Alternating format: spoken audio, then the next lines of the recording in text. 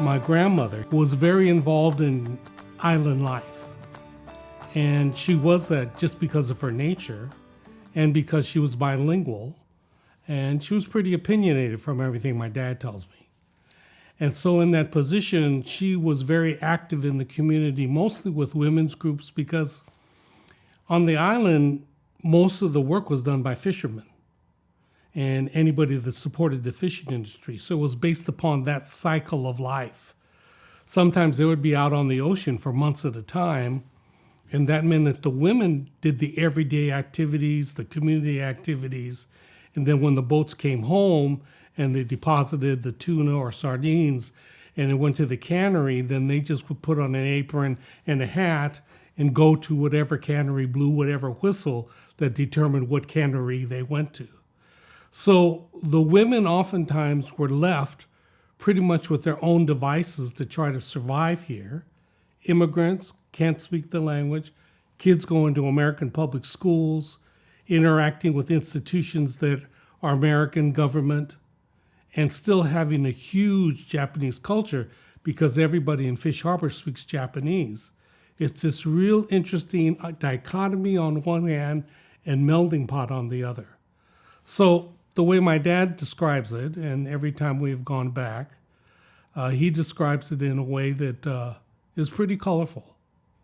And that then, of course, ends when the war starts, World War II.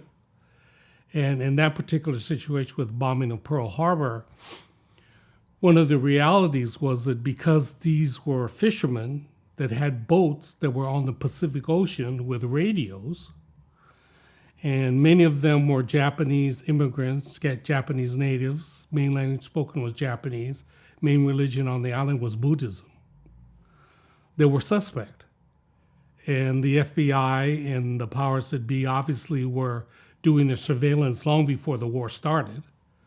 So as soon as December 7th happens, immediately the leadership of the island, the men, get arrested. So ministers of churches, priests of temples, Japanese language school teachers, fisher people that are in port, they're not on the ocean, leaders of organizations, regional organizations from Japan transplanted themselves to the population here on Terminal Island. That immediately gets wiped out in the first 24 hours. So again, the women, because they only arrested the men for the most part, are left at their own devices to try to figure out what the hell is going on here. And again, my grandmother, bilingual, trying to interpret government actions, trying to interpret and bridge everything that the kids are learning in school about pledging allegiance and American history and democracy to what's happening to them, which is totally counterintuitive to everything the kids have been learning and what people, even as immigrants, thought the United States was. So what happens in Terminal Island is that when the Executive Order 9066 by President Roosevelt is put out there on February 19, 1942, Japanese on Terminal Island are given 48 hours to get off the island, lock, stock, and barrel. Leadership of the community is gone already. The men, those that are coming back from fishing boats, fishing trips are arrested. Just total chaos.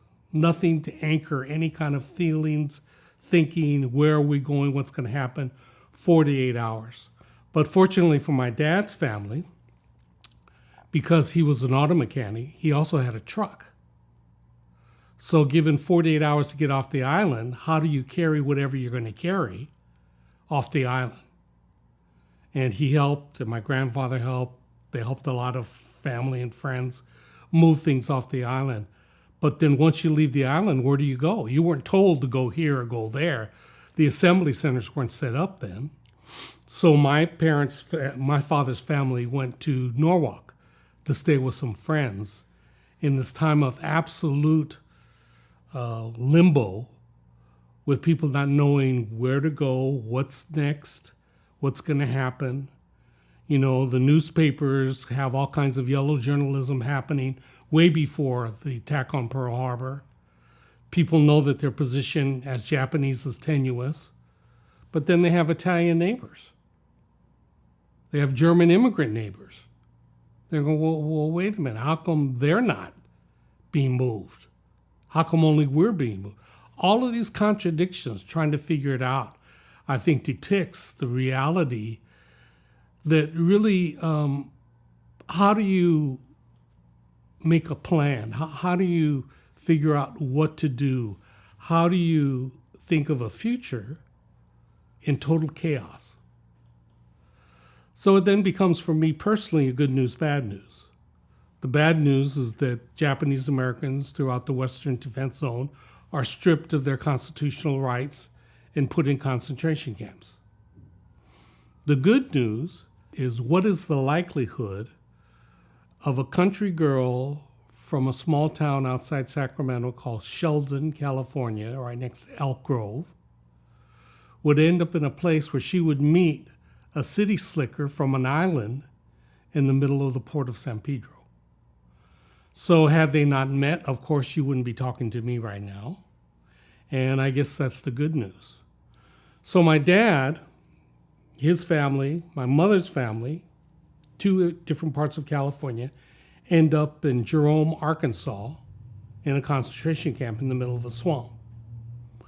And my dad, who hadn't graduated high school yet, he went to Dana Junior High School and then was going to go to San Pedro High, gets put in camp. And my mother, who's a little bit older, has gotten her high school diploma almost, and she gets put in camp.